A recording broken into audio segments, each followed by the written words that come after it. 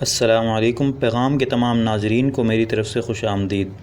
اسعد ابن ابراہیم اودبیلی مالکی جو علماء اہل سنت سے ہیں، وہ عمار ابن یاسر اور زید ابن ارقم رضی اللہ تعالی عنہ سے روایت کرتے ہیں کہ امیر المؤمنین علی ابن ابی طالب ایک روز ایوان قضاء میں تشریف فرما تھے۔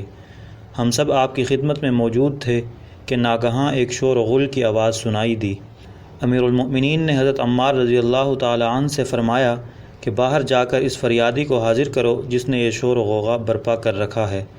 عمار رضی اللہ تعالیٰ کہتے ہیں، میں باہر گیا اور ایک عورت کو دیکھا جو اونٹ پر بیٹھی فریاد کر رہی تھی اور خدا سے کہہ رہی تھی، اے فریاد رسے بے کساں، میں تجھ سے انصاف کی طالب ہوں اور تیرے دوست کو تجھ تک پہنچنے کا وسیلہ قرار دے رہی ہوں، مجھے اس ذلت سے نجات دے، تو ہی عزت بخشنے والا ہے۔ میں نے دیکھا کہ ایک کثیر جماعت اونٹ کے گرد شمشیر برہنہ جمع ہے، کچھ لوگ اس کی موافقت اور کچھ حمایت میں اور کچھ اس کی مخالفت میں گفتگو کر رہے ہیں۔ میں نے ان سے کہا، امیر المؤمنین علی ابن ابی طالب کا حکم ہے کہ تم لوگ ایوان قضاء میں چلو۔ وہ سب لوگ اس عورت کو لے کر مسجد میں داخل ہوئے، ایک مجمع تماشائیوں کا جمع ہو گیا۔ امیر المؤمنین کھڑے ہو گئے اور حمد و ثناء خدا و ستائش محمد مصطفیٰ صلی اللہ علیہ وسلم کے بعد فرمایا، بیان کرو کہ کیا واقعہ ہے اور یہ عورت کیا کہتی ہے۔ مجمع میں سے ایک شخص نے کہا، یا امیر المؤمنین، اس قضیہ کا تعلق مجھ سے ہے، میں اس لڑکی کا باپ ہوں، عرب کے نامی گرامی معزز و متمول مجھ سے اس کی خواستگاری کرتے ہیں مگر اس نے مجھے ذلیل کر دیا۔ امیر المؤمنین نے لڑکی کی طرف رخ کیا اور فرمایا کہ جو کچھ تیرا باپ کہتا ہے کیا یہ سچ ہے؟ لڑکی روئی اور چلائی اور کہا، اے امیر المؤمنین، پروردگار کی قسم میں اپنے باپ کی بے عزتی کا باعث نہیں ہوئی ہوں۔ بوڑھا باپ آگے بڑھا اور بولا، یہ لڑکی غلط کہتی ہے، یہ بغیر نکاح کے حاملہ ہے۔ امیر المؤمنین لڑکی کی طرف متوجہ ہوئے اور فرمایا، کیا تو حاملہ نہیں ہے اور کیا تیرا باپ جھوٹ بول رہا ہے؟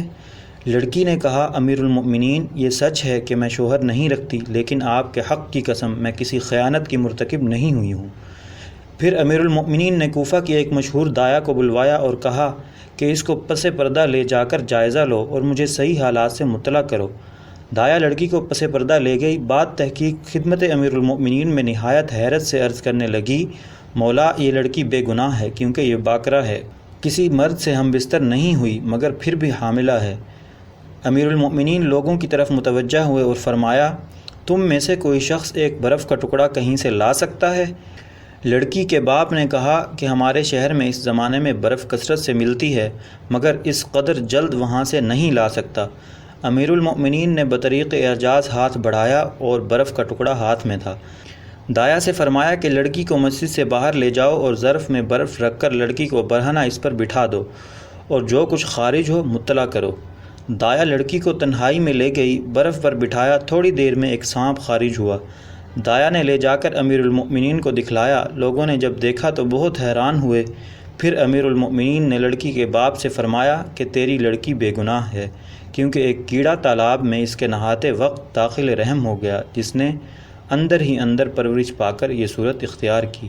پیارے ناظرین، امید ہے آپ کو ہماری آج کی یہ ویڈیو ضرور پسند آئی ہوگی۔ اگر آپ کو ہماری آج کی ویڈیو پسند آئی ہے تو آپ سے گزارش ہے کہ آپ ہمارا چینل پیغام ضرور سبسکرائب کر لیں اور ساتھ ہی لگے بیل کے بٹن کو بھی پریس کر دیں تاکہ آپ کے پاس ہماری آنے والی مزید معلوماتی ویڈیوز کا نوٹیفیکیشن بر وقت پہنچتا رہے۔ سبسکرائب کے ساتھ ساتھ ہماری ویڈیوز کو لائک اور شیئر بھی کریں اور اپنی قیمتی رائے کا اظہار کمنٹس میں ضرور کریں۔ کمنٹس میں آپ اپنے سوالات بھی ہم تک پہنچا سکتے ہیں۔ اللہ تعالیٰ آپ کو اپنی حفظ و امان میں رکھے، آمین۔